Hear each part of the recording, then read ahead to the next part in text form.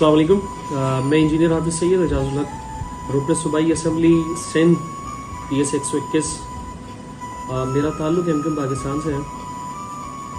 हम ये समझते हैं कि 9 मई 2023 के दिन जो वाक़या हुआ वो पाकिस्तान के इस्तेहकाम और सालमियत और यकजहती पर हमला था।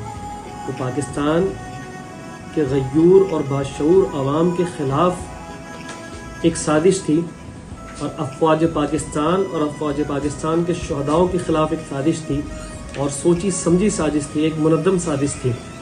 लिहाजा मैं उन तमाम इदारों से अपील करता हूँ जो पाकिस्तान में इंसाफ के तकादों को देखते हैं, इंसाफ फराहम करते हैं, तो पाकिस्तानी आवाम को और पाकिस्तानी अफवाज को और उनके शुहदा को इंसाफ दिलाने में अपना किरदार अदा करें, ताकि आइंदा दिनों में इस तरह की हिमाकत और हिम्मत करने की किसी भी ऐसे अनासिर की हिम्मत ना हो कि वो अफवाज पाकिस्तान जो पाकिस्तानी कौम का फ़ख्र है उनके ख़िलाफ़ ऐसी कोई साजिश कर सके।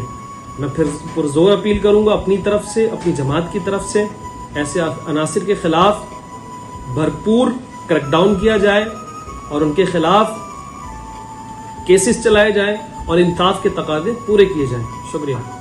हमारी सियासत पाकिस्तान की तरक्की के लिए, पाकिस्तान की सालिमियत के लिए, कौमी यकजहती के लिए है। पाकिस्तान जिंदाबाद, पाक फौज जिंदाबाद।